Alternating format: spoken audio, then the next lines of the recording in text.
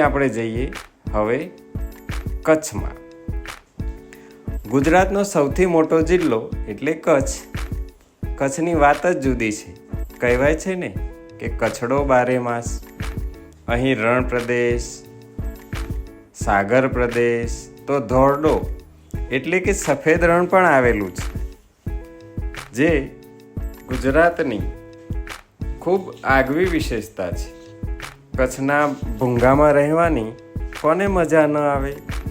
તો વળી રાજ્ય પક્ષી સુરખાબ પણ અહીં જ જોવા મળે છે. લોકો ખૂબ માયાળુ છે. તમામ ધર્મના લોકો સાથે મળીને રહે છે. કચ્છની કચ્છી બોલી ખૂબ મીઠી છે.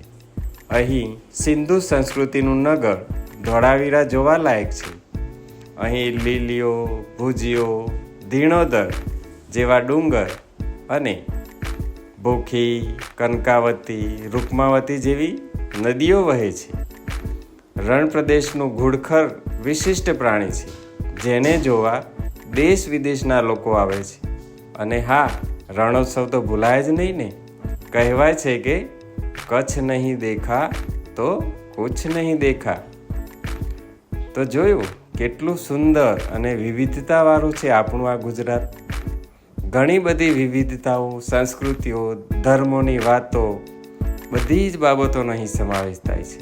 તો તમે જાતે જ ગુજરાતનો પ્રવાસ કરજો અને આપણા ગુજરાતને સમજજો. તો ફરી મળીશું.